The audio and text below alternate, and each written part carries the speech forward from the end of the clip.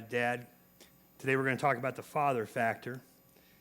Here on Father's Day, a small boy was asked, what does Father's Day mean? And he said, it's just like Mother's Day, only you don't spend as much. Another little boy was asked about the definition of a father, and he said, a father is a man who carries pictures in his wallet where his money used to be. I've used this story before, but I think it's appropriate today, so I'm going to just share it again with you. There was a little boy who was sitting at home, and his dad came home from work. It had been a bad day. Dad was a little tense, and the little boy said, Dad, how much money do you make? And the dad said, what do you mean, how much money do I make? That's none of your business. And he just kind of blew him off, but eventually he sat there for a while, and he said, well, if you really need to know, I make $20 an hour. And the little boy said, oh, that's terrific. Can I have $10? And Dad just blew up. What do you mean? Now you want to know how much I made just so you could ask me how much money you could get? He says, probably just to buy some dumb toy that'll break in a week. You go upstairs to your room, go to bed. Little boy went up to his room. Dad sat down. He kind of chilled out a little bit, and he said, well, man, I think I was a little harsh on my son, and maybe he has a real need for this. So he went upstairs and he knocked on the door. He looked in. He says, are you awake? And the little boy said, yeah, Daddy, I'm awake. He says, I'm sorry. I think it was a little tough on you. Here's $10. And the little boy said, oh, thank you, Daddy. And he leaned over and he pulled his pillow up, and there was a wad of cash. And Dad got so mad. It was like, oh, what is this kid doing? He's already got money. Now he's asking me for more money. And the little boy gathered it all up together with the $10 that his dad had given him. And he said, here, Daddy, here's $20. Can I have an hour of your time? And that one really hits us hard, doesn't it, dads? Because we've all been there. We say there's been times we've fallen down. Today, as part of our Glocal series, we're going to talk about the father factor. And I think today, speaking to dads, this is really critical as part of our series, Glocal. Put up the graphic. I don't know if you've really noticed it, but in that lower left-hand corner of the graphic for the series, you'll see before you get out into the rest of the world, there's a house. And it's critical that we take a look at that house today. If we're going to go out into all the world and make a difference across the street and around the world, it all starts in the home. And though it doesn't always happen this way, God's plan for what happens in the home ideally factors in a dad who leads by saying, as for me and my house, we will serve the Lord. God very clearly says that dads are to be difference makers by leading and loving their wives and their kids, fellow fathers, fathers-to-be, fathers in the making, father figures. It's my hope and it's my prayer that through our study of God's Word together today, that we might experience a great awakening in both our person and our parenting. Our primary passage that we're going to look today at is a very, very short one, but it packs a wallop. So please turn in your Bibles, if you have them, to Ephesians 6:4, or as we've been talking about, if you have YouVersion, if you have your tablet or your phone, you can go look at there today. And by the way, there's a whole new different way of taking your notes there today. And so if you happen to do that, give me some feedback. And I had some folks do that after the first service. They said they really liked it. But anyway, here we go. Fathers, do not exasperate your children. Instead, bring them up in the training and instruction of the Lord. Now, before we unpack this verse, I want to begin by giving some background. In the first century, when this passage was written, families were presided over by fathers who could do whatever they pleased in the home. Rome had a law called patria potestas. I know you wanted to learn some Latin today. And this means the father's power. Men who were Roman citizens were given absolute property rights over their families. By law, the children and the wife were regarded as the patriarch's personal property, and he could do with them whatever he wished. A displeased father could disown his children, sell them into slavery. He could even kill them if he wanted to. This was called patria potestas. And right now, some of you are thinking, I would like the patria protestas. When a child was born, the baby was placed between the father's feet. And if the father picked the baby up, the child stayed in the home. If he turned and walked away, the child was either left to die or sold at auction.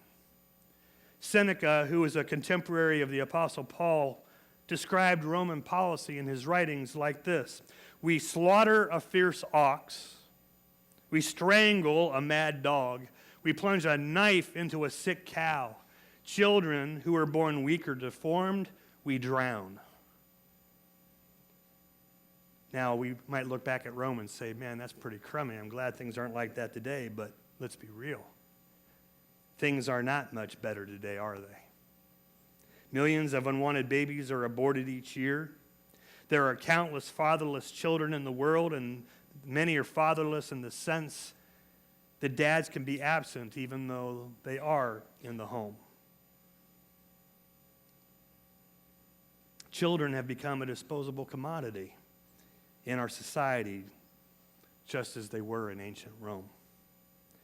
But the Bible calls Christian fathers, and the Bible calls all fathers, to a different, higher standard. Just as it was revolutionary for dads to lovingly lead their kids in the first century, faithful fathers today who do not exasperate their kids are countercultural, aren't they? How many people ever watch Maury Povich? It's all right. I won't condemn you if you do. I don't watch Maury, but a lot of times when I'm flipping through the channels, I'll see it. And it seems like every time I'm looking at the Maury Povich show as I go by, it's always about paternity suits. It's always about baby daddies. I mean, there's multiple daddies, there's multiple mommies, there's multiple kids. It's convoluted, and sometimes it's a mess, and a lot of times it breaks my heart. And a lot of times they'll talk to this kid. Maury will say, well, if you find out the kid is yours, what are you going to do about it? Well, I'll be responsible. I'll take responsibility. And they don't know what they're saying. They have no idea what a dad is.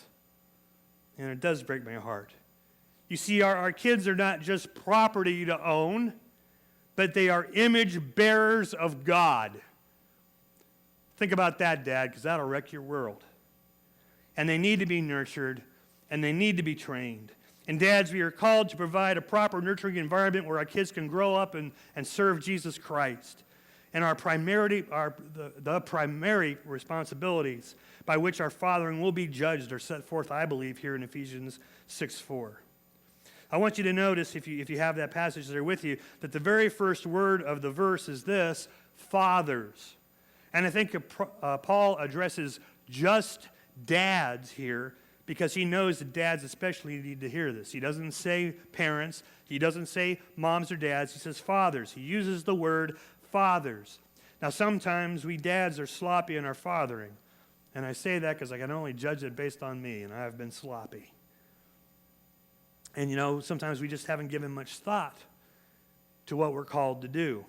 I know when my first child, Jay, came along, born 24 years ago, it wasn't something that I had really thought about from a biblical standard or from God's world view.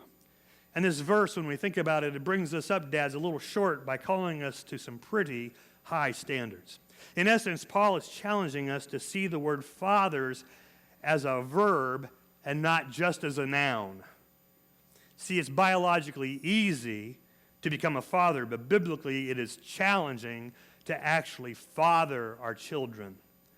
The Bible very clearly challenges dads to become the point men in their homes because the ultimate responsibility for what a family becomes, for what this world becomes, is the fathers. So in this passage, we're given 4 dad duties. Take a look at it with me again. Fathers, do not exasperate your children. Instead, bring them up in the training and instruction of the Lord. Here's the first. The first duty is a negative. We are told to not exasperate our children. And I think Paul started with the negative command because he knows that we fathers who are fallen creatures, are naturally prone to abuse their authority in the home. The Greek word translated exasperate here means to rouse to anger, to enrage.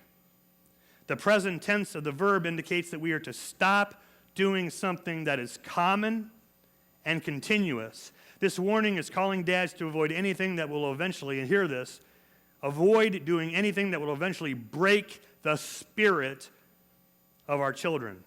Paul puts it this way in Colossians 3:21, another one of his letters. Fathers, do not embitter your children, or they will become discouraged. When we exasperate our kids, they can become discouraged, bitter, and bummed out. While there are times when kids become sinfully angry due to their own selfish immaturity, there are other times when dads are guilty of aggravating their kids. And see, we could do that by deliberately goading them, or by callously neglecting them, or by any other number of intentional or careless means that exasperate them. When that happens, see it as we dads who are sinning and provoking our children to sin as well. And remember that our children are commanded in the Ten Commandments. Our children are commanded by God to honor us. When we provoke them to anger, we are causing them to sin against the fifth commandment. So what are some things we can do to avoid discouraging our children? Throughout my message, I'm going to share some stories from author Patrick Morley. And he put out a top 10 list a couple of years ago. I'm going to draw these from them. And here are 3 to go along with not discouraging our kids or bumming them out. Number 1, dad, establish work boundaries. Now, you've heard that before. We know this. We say it, God first, family second, work third. Do we live it? I'm just going to be frank with you. I haven't most of my life. And I still struggle with it now. So how do we make sure that my family is a priority over my work? Well, set up some rules. Have a time that you are going to leave work and stick to it. Or establish a time that you absolutely will not work or stay past. Don't take work home. Don't take it home on the weekends. And when you walk home or drive home, however you get home, have a cutoff point. What do I mean by that? At some point, have some mark. It's a certain street that you pass, or it's a stream that you drive over, or some landmark, whatever it is. When you get to that place, shut it down.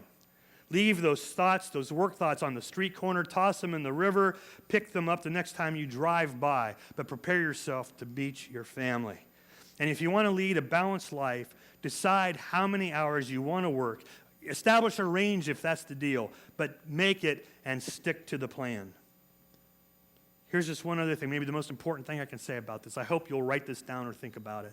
Put your work appointments on your calendar in pencil, but put your family commitments on your calendar in pen. Love takes time, and time is love. Several years ago, I was in Chicago for a conference at Willow Creek Community Church, and one of the speakers was Andy Stanley, and a lot of you may know Andy Stanley. Andy Stanley is just one of the greatest preachers in the United States today, a great leader, strategist. And I don't even remember what the name of his presentation was supposed to be. But at some point, he kind of all of a sudden just, made a 90-degree turn. And he started talking about how he was cheating the church. And here he is speaking to maybe 5,000 pastors. And he said, I'm cheating the church. And here's what he meant. He'd gone home one day to talk to his wife, and as I recall, his children were all very small at this time. And he said, honey, what can I do to help you out in the house? And she said, you know what you can do to help me out in the house? Get home at 4 o'clock. Be here at 4 o'clock when the kids get home and they got all this junk from the day they're trying to unload, and I'm trying to take care of the house, and I'm trying to make dinner, and it's a madhouse, and you know what hits the fan. You want to help me out? Be home at 4 o'clock. And Andy Stanley, I didn't mention, he's pastor of one of the biggest churches in the United States, said, okay. He started leaving the office at 4 o'clock so he'd be home. You think that was hard? And almost immediately, he got tested. A very prominent family in the church said, Andy, we need to meet with you. We'll meet with you about 4:30 when we all get off work one day. And he said, I can't. I leave at 4 o'clock. They said, no, you don't understand. You got to be here, Andy. He said, no, I won't. And he stuck to his guns. I've never forgotten that. Establish work boundaries. Here's the second thing I could offer you today. Make your family your number one ministry. A lot of you know my dad was a minister. And one of the things I remember about him was he did make his family his ministry. And I remember that I think it was Monday nights was the board meeting night at the church. And the folks there eventually, as I got older, when you're little, it's one thing, but when you get older, you start to have things in your own life that start to go to the conflict with the things that might be happening in your dad's life. And on Monday night board meetings, people knew that some nights he wasn't going to be there. And there were many nights when in the middle of the meeting, he would get up and leave because he was going to be with me or my sister. And everyone in the church knew that, and they respected that. Without intending to do so, workplaces, and especially and even the church, can put pressure on us to serve others to the neglect of our own family. We all know this, but that knowledge did not help me. I sacrificed my family. I've done it many times for the church. So what is your response going to be? Have any of you followed Phil Mickelson this weekend? Some of you may not know who he is, but I bet most of you have heard the name Phil Mickelson, even if you don't follow golf. Phil Mickelson is one of the greatest golfers in the world. He's great. And this week, everyone just had a fit because the U.S. Open's going on, one of the 4 majors of golf. And it's a golf tournament that Phil Mickelson would very much like to win. He's never won it. He's come very close a number of times. Now, these golf tournaments take place on Thursday, Friday, Saturday, Sunday. It'll end today. On Thursday is the opening of the tournament. Well, guess what? On Wednesday night, it's in Philadelphia. Phil Mickelson got on a plane and left Philadelphia and went west so he could be at his daughter's 8th grade graduation. And all the sportscasters were going crazy. How's he going to do in the tournament? How can he do this? He's leaving the tournament. He may not even get back in time, or it may affect his game. Well, he got back in time. He's doing all right. You know what? He's going into the final round today leading the tournament. And I pray that Phil Mickelson wins today. He deserves it. Isn't that cool? What a dad. See, no one cares about your family like you do. Let me just finish my story about Andy Stanley. I used to, when I was there, this is what he said. He said, I used to take care of the church and ask God to take care of my family. Andy said one day God reminded him that it was Andy's family and it was God's church. And God can take care of the church just fine without him and without us. See, our family needs our attention. No one else can or should take responsibility to disciple your family. That one is on you and it's on me, Dad. We need to set boundaries. And our most important small group. See, we talk about being in small groups all the time. We all should be in a small group. Our family should be the first small group if we don't have any other one. And we ought to be teaching them and training them and gathering them. And it should be your ministry as well, Dad. And until we get this right, until we understand that our family is our first ministry, we shouldn't be really doing ministry at all here. It can wait. Because all this, it'll go on without us. It's God's church, not mine. It'll go on without me if need be. And by the way, if you want to have a ministry here at the church, choose one where you can do it together with your family. Bring your children right alongside with you. We would welcome that. That's terrific. Teach them what it's like to serve. Here's the last thing under this section. Attend as many kids' activities as possible. I've told you my story. My dad, I can never really think of anything that he missed. And I tried to get this one right in my family because I saw it modeled in my father. And I hope my kids will do the same. Him being at all my events, it meant the world to me, and I'll tell you more about this one in a moment. Before I end this section, let me just tell you, it's so important. If you are at your kids' event, please still keep the work boundaries in play. I'll tell you why I say that. My son played basketball and he played soccer. Now, when he played soccer, he was a pretty good soccer player. He played a position where he wasn't going to score a lot of goals. I think in his career, he scored maybe 2 goals. And I was there but missed them both. The first one I remember, I got a call, it was church related, and I went over to behind the stands and I took the call while my son scored the goal. Keep your work boundaries. Now, let's look at 3 positive principles from the second half of Ephesians 6:4. Fathers, do not exasperate your children. Instead, bring them up in the training and instruction of the Lord. So we're to provide nurture. The word instead shows a contrast. That word instead, make a point to note it out there. It's a contrast between what we should not do and what we are to do. So the first thing we're called to do, provide nurture. The NIV translates this verb as bring them up. And this phrase, when used elsewhere in Ephesians, refers to feeding and caring. Men, we are called to nourish our children by sharing love and encouraging them in the Lord. We are to bring our children up because they're not going to get there by themselves. Dads, we are to take an active role in shaping the character of our children. Proverbs 29:15 says, a child left to himself brings shame to his mother. John MacArthur puts it this way, what ruins most children is not what their parents do to them, but what they do not do for them.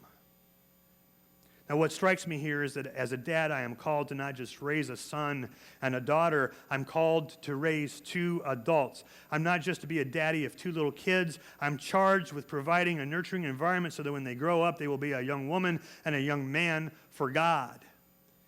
By the way, church, and Tom will tell you this all the time, the church is here to assist you. We want to do that. We want to help in every way we possibly can. But you get your child, we only get your child for an hour or 2 each week. Dad, you have the greatest opportunity, the greatest amount of time by far of anyone to teach and raise your children for the Lord. Dads, how you doing on this one? Are you modeling authentic faith? Are you providing a nurturing atmosphere in your home in which your children can grow up and love and serve Christ? See, one of the best ways to parent your children is to live authentically yourself. As someone has said, one way to correct your children is to correct the example you're setting for them. Here's the first tidbit I have for you under this section of providing nurture. Spend time and date your children. You know, we talk about dating our wives. We've talked about that a lot here at New Hope. Making time. And you have to really make time. You put it on the calendar because if we don't, it won't happen. Well, we need to do the same thing with our kids if we want to date them. So put it on the calendar. Date your children. When the kids are little, make play dates. Play mindless games. You'll go crazy. They'll love it. When they are older, take them on a date. Go out to eat one-on-one. I like to take Hannah out to eat one-on-one. We like to drive up to Hayesville. We go to the Route 30 diner. We just get out of town to get away just a little distance and be alone together. Or we go to Steak and Shake, one of her favorites. You know, Hannah, that was my girl Hannah up here with me today in the drama. She's 21 now. She's a very thoughtful young lady. And so I asked her this week on Tuesday as I was getting ready for this message, I know I needed to ask her this, and I asked it very reluctantly because I was, to be frank, afraid of what I might hear. And I said, Hannah, what could I have done differently? What could I have done better? And she waited a little bit, and she thought, like I knew she would. And she said, I guess it would have been nice to spend some more time together. You know, looking back, these times are the best and almost the only times that we've ever been on one-on-one when we go out on our dates. And if you're not intentional about this, a whole year can go by without sharing a single deep conversation with your dad. Here's the second thing. Pray and offer encouraging words every day to your children. Who is going to pray for your children every day intentionally if it is not you and your spouse? Make a list. Pray daily. Pray for their salvation. Pray for their growth. Pray for their integrity. Pray for their work ethic, their protection. Pray for their future mates, and so on. And I have faith that if you do those things, if I pray and you pray, those things we pray for will become a reality. Why do I say that? Because I've seen it happen. You know, in my own life, I think when I was probably like getting out of college, and I look back at my life, I'd say, well, things are pretty good, and I'm pretty doggone lucky. Have you ever done that? Life's good. I'm sure lucky. You know, that time I was riding in the back of that Plymouth and it was going 160 miles an hour. I know I shouldn't have been there. Thank God, I was really lucky. It's not luck. When my grandmother died and we were going through her things, we found all of her prayer journals. And in there, all of us were listed, and she prayed for us daily. She prayed for us all the time. She journaled it all. And she even prayed for my mate. And after she met Tracy, she didn't make it to the wedding. She died before that. But even in her journal, she was praying for our marriage, that it would work after we got married. And on our wedding, at our wedding time, my mom gave us a copy of the picture out of that journal, and it sits in our bedroom to this day. God answers prayers. He will answer your prayers for your children.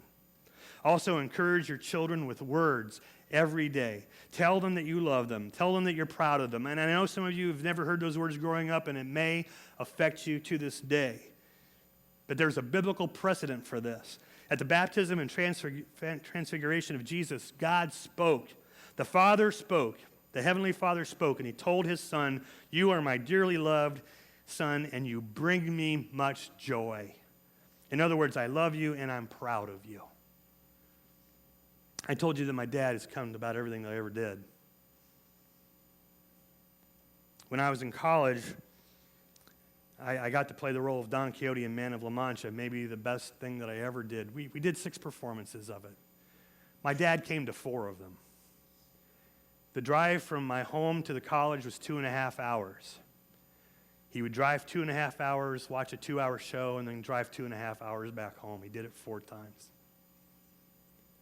And after the last performance, he took me by the arm and he walked me down the hall. And he looked me in the eye and he kind of stumbled a little bit. And he told me he loved me. And he told me how proud he was of me. And it was so real and so sincere. You can tell I remember it to this day, don't I? Your kids will remember it too.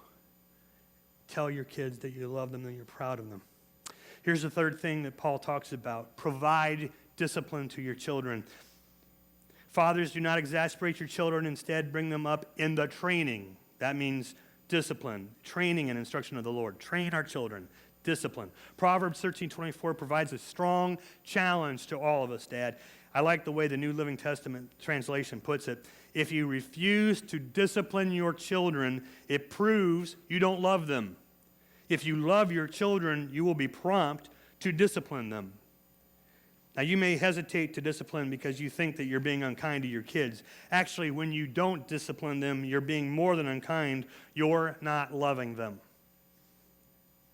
I have a nephew, Casey, my sister's son, and we used to go down and visit them. And whenever I was there, I would see Casey doing a lot. He was a little hellion, and he would do some things, and I would, it's not my place to step in with my sister's kid to discipline him, but I would try to offer some words to him, and he would look at me and, "Who are you?" And he'd just keep right on going.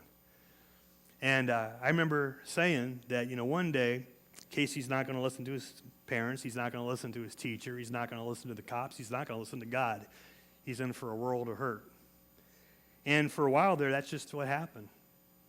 It got worse and worse and worse. And I can remember my sister saying, "I never understood that phrase, 'This is going to hurt you more than it hurts me.'" And I thought, yeah, I know you don't understand it because I'm watching your kid just run roughshod. But at some point, something changed, and they must have provided him discipline because he's a fine young man today. Listen carefully. I'm not advocating that you beat your kids. And I know some of you are sad to hear that. But what I am saying is this. Children need to be disciplined by their dads. Our kids not only need correction, they want it. And if we don't give it to them, we're failing them and may cause them to fall away from the faith. In Hebrews 12:11, it speaks of God's loving discipline in our lives, and it shows us how beneficial discipline really is. No discipline seems pleasant at the time, but painful. Later on, however, it produces a harvest of righteousness and peace for those who have been trained by it. It's important to understand the difference between discipline and punishment. The purpose of punishment is to inflict penalty and focuses on the past, but the purpose of discipline is to promote growth by looking to the future. Dads, our kids are looking for us to train them and love them by disciplining them. I just have one note under this, one tidbit I'd like to give to you. Here it is. make your children responsible to attend church. Just as it would be foolish to let your children skip school, it is foolish to let them skip church. When kids are young, they will go to church with you. They'll love to go to church with you, but at some point there will be resistance. Patrick Morley, author of Man Alive, shared his solution. They made their kids responsible for going to church. If they missed a Sunday because they were too tired, he said, fine. But there would be no Saturday night activities the next week because Dad didn't want them to be too tired to go to church. Morley writes, guess how many times that happened? I can count on one hand how many times we as a family weren't in church because of our kids' activities. All this, I'm just going to give you Jeff's opinion. All this running around just teaches kids the wrong set of values when we're doing things and we miss church. From my vantage point, families are hurt more than strengthened, and frankly, as I watch them, they're just plain stressed out. Sure, there are times you might miss church. I'm not trying to be legalistic here. But most of the time, this is where we ought to be on weekends, worshiping God, receiving instruction, being part of the family, serving others, knowing how to pray for others. I don't know, how many of you are watching the NBA Finals? Pretty good stuff.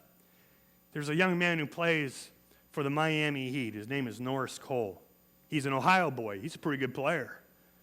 Played at Cleveland State University.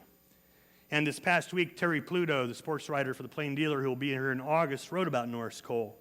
And in it, he talked about a couple of the guys from Cleveland State that went down to scout him when he was at Dayton. And this is one of them said, I went to watch them practice when Norris was a junior, said Jason Gee, the recruiter. And it was a Wednesday night. He played about 15 minutes, and then he walked off the court and he walked out of the gym. And Gee, he went to the coaches and he asked them to explain what was going on. And Gee said the coaches told him Norris plays drums at his church. His church has a Wednesday night practice. And the deal is that Norris can practice until it's time for the service to start. Cole's parents, Norris Sr. and Diane, they love sports, but put church and school first. When he was in youth basketball, he was not allowed to play for a few weeks until his grades returned to honor roll level. He received discipline. I had to just ask one more question of my kids at this point this week. Again, I was almost afraid to ask because I was afraid of what the answer might be. But I called my son. My son is now 24. In October, he moved to Nashville, Tennessee. He's on his own. So I called. I finally said, Jay, are you going to church? Wasn't sure what I was going to hear. He said, yeah, Dad.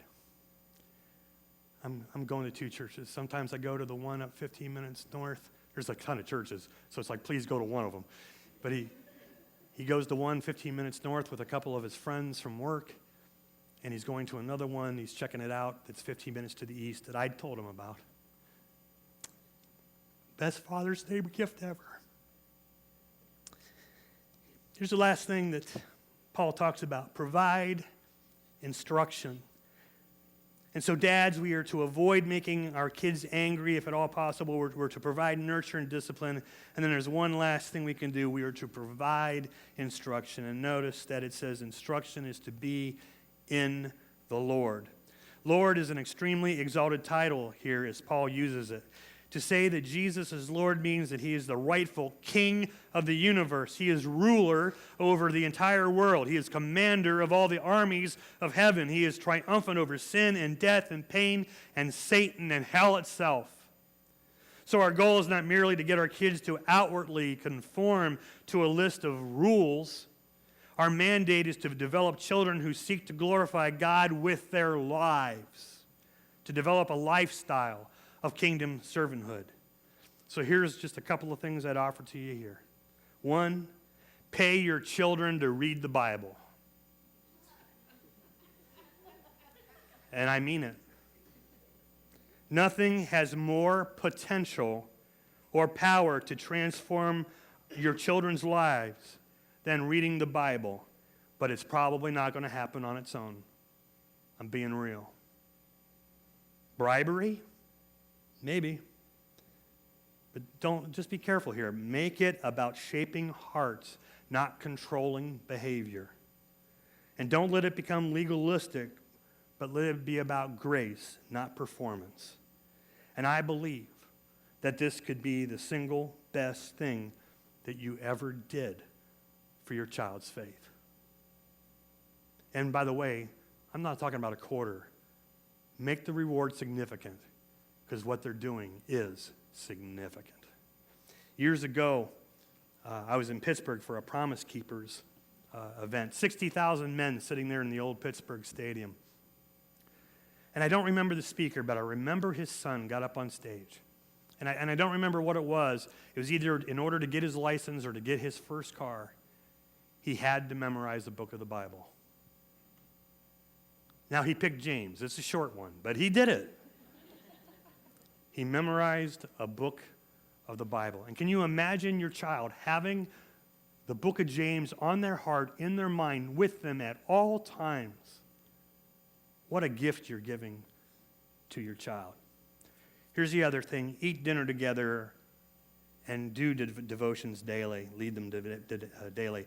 The dinner table can be the medium where a family transfers spiritual and moral values from one generation to the next. Make time to eat together. This is one that we always haven't done very well. Shut down the phones. Turn off the TV. Talk about the day. Talk about the important things in life. And you probably won't eat dinner together every night. I understand that. But don't make decisions that takes it off the table. And while you're there, why not lead devotions? It only takes 15 minutes. Start out by talking about what's happening on TV, at school, in the paper, in the neighborhood. Find a passage in the Bible that then relates to it. Discuss. End with prayer. And teach them not just to pray for the world, but for someone, some situation. Give them direction. By the way, when you do that, Dad, you're sharing faith. I read this week that these figures go around are a little different depending on who you talk to, but they're all in about the same ballpark. 61% of all of us have not shared our faith to someone else in the last 6 months. Have you shared your faith with your family? Now, dads, before you leave this service feeling discouraged by perhaps your failures or inconsistency, let me just remind you and me of 3 things. 1, there are no perfect fathers, except for our Heavenly Father. Number 2, we can all be better dads if we will work at it. And so if you're hearing this today, that means you are alive, and it means there's still time to do something about becoming a better dad if you feel that's something that you need to do, to work on fathering. And finally, don't forget this. We do not father alone. We father with the Father. That's why we need to pray daily for our kids, because even when we can't be there with them, our dad in heaven can be. Pray for your kids. Chuck Swindoll, in his book, The Strong Family, says this: come on, dads.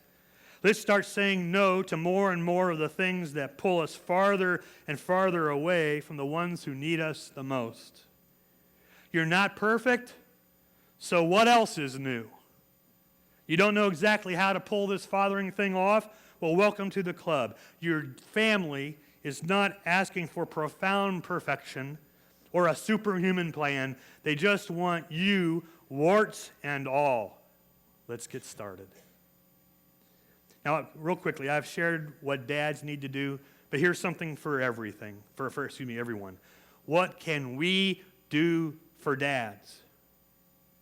Terry Pluto wrote a column about dads this week, and he says, what fathers need most this weekend is not a new tie or another gift, though they'll take one if you got it for them.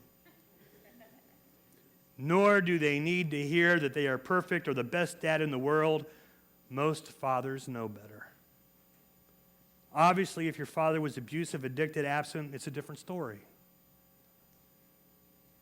But if he's a decent guy, making an effort, then remember that he needs to hear that his children truly appreciate him and respect him. Fathers need to know what they really mean to their families. That is something that you may need to do today. Let Dad know what he means to you, warts and all. And here's this one last thing. You may not be able to go to your dad today for whatever reason, but you do have a heavenly Father, a perfect Father.